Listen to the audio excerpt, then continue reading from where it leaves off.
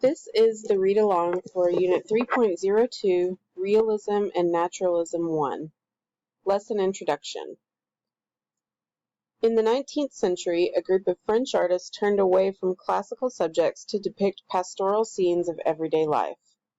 Jean-François Millet and Rosa Bonheur painted outdoor scenes of peasants, farms, and domestic animals.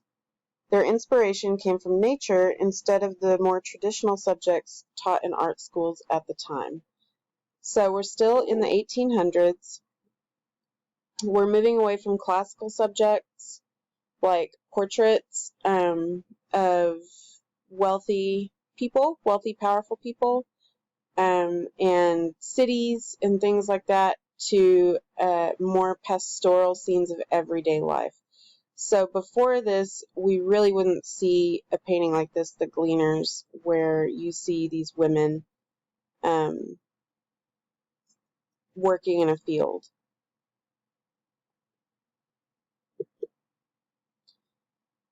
Here's another painting, Plowing in the Nivernais, the Dressing of the Vines by Rosa Bonheur. Again, you see an outdoor, rural kind of farm scene with a man herding cattle. Again, this is something that would not have been shown in a traditional painting up until this time period.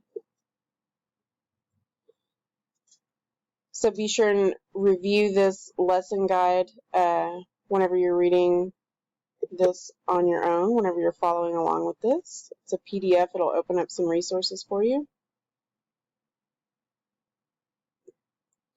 And as we read through this lesson, use the student guide from the previous screen to take notes about each section. You can also make quick sketches of the images to go with your notes.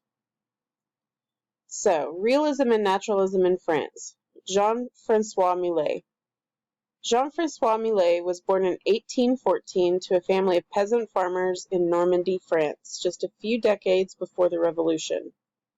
Encouraged by his father to pursue his artistic ambitions, Millet attended the prestigious École des Beaux-Arts in Paris. His early work consisted of portraits and genre paintings. Excuse me. Millet and his wife and children left Paris in part to escape a cholera epidemic that swept through the country following the Revolution of 1848. They settled south of the capital in Barbizon, a farming village surrounded by a vast forest called Fontainebleau. Many realist artists had gathered there to form a counterpoint to the predominant romantic movement of the time. Collectively, they became known as the Barbizon School. So, it's the early 1800s. Jean-François Millet was born to some peasant farmers in Normandy, France, which is kind of northwest France, just a little while before the Revolution. He had some artistic talent, and his father told him that he should pursue that, and so he went to art school in Paris. And then he and his wife and children left Paris to get away from cholera, which is a disease that would be deadly at the time. So they went south and settled in a place called Barbizon, which is a farming village, so it's sort of like what he knew from when he was growing up. And it's in the middle of this big forest. So he met up with other realist artists there, and collectively so as a group, they became known as the Barbizon School. And they created these realist and naturalist paintings based off of nature. A painter of rural life. Away from the city and the demands of prevailing artistic tastes, Millet began to paint rustic scenes capturing the rugged life of peasants at work. So he's out of the city. He does not have to create art that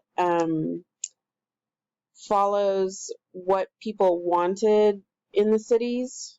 And he could start painting these rustic scenes of peasants doing their everyday job and living their everyday lives. Millet and other artists working in the style of realism took scenes of contemporary everyday life as their subject matter and portrayed them with honesty, not idealization. So they were like, this is how these people really look, right? So this would be like an artist going out into the oil field today and making really realistic paintings of the guys who work out in the oil field and being like, this is what these guys look like, these hardworking guys out in, outside of town doing manual labor. This is what they look like. That's sort of what he was doing. Millet and his fellow painters of the Barbizon school found inspiration in the quiet beauty of rolling fields, lush forests, and the simple country life. They turned away from the formal subjects and styles that had been forced on them in art school. Instead, Barbizon artists painted landscapes, objects, and figures as they really appeared. This style, closely linked to the principles of realism, was called naturalism, since the artist's chief inspirations were nature and the physical world. So in the Romantic movement that was going on and popular in the cities and the art schools, you wanted to paint everything to look absolutely perfect. So say you were painting a flower, if it had a little bit of a brown spot on it, you wouldn't paint that brown spot, but the realists and the naturalists would say, yes, paint that flower exactly the way it looks in real life, right? So we've got realism, just realistic paintings, right? It's how people really looked. And naturalism, which comes from nature, everything natural. You don't want it to look too overly perfect.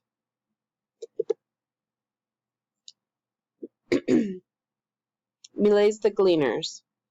Millet walked through fields day after day, sketching farm workers at their daily tasks. One scene in particular interested him, the back-breaking chore called gleaning.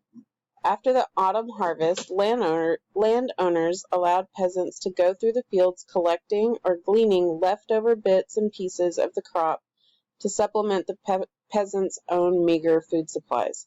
So, after the crop was harvested, the people who owned the land would allow these peasant people, these poorer farming people, to go out and pick up off of the ground all the little bits and pieces that broke off and were left over from the main harvest. So the main harvest went to the landowner, and afterwards the peasants could go and pick up the little scraps from the ground and use that to supplement their own meager food supplies, meaning they could take that and add it to the little bit that they had themselves at home. The Gleaners is probably Millet's best known work.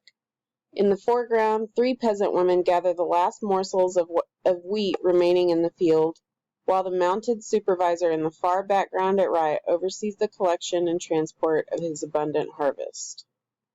So the peasant women are in the foreground, the front of the painting, gathering the last morsels of wheat remaining in the field, so just the last little bits that are left. While the mounted supervisor, the boss, he's mounted, meaning he's on a horse, is in the far background at right, overseeing the collection and transport of his abundant harvest. So he's got his abundant harvest, meaning there was a lot of wheat harvested that's for him, and he's overseeing or watching the collection and transport of his harvest. So the people that are gathering it and taking it where it's going to be stored, he's watching them and making sure they're doing it right. And the gleaners in the front are picking up just the little pieces that are left. Explore realism in the Gleaners activity on the next screen to see how naturalistic and realistic Millet's painting actually is.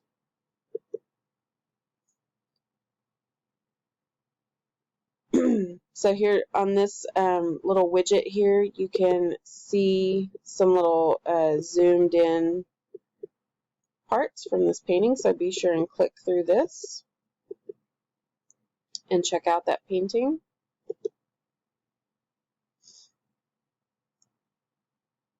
Realism in the Gleaners. Millet's skill as a naturalist painting is such that the Italian Gleaners in a photo taken in 1908 appear as though they might have served as models for his 1857 realistic painting, The Gleaners. So this is an actual photo of Gleaners in Italy. And this is a painting from Millet showing peasants performing that same job. See how close the two are, how realistic his painting is.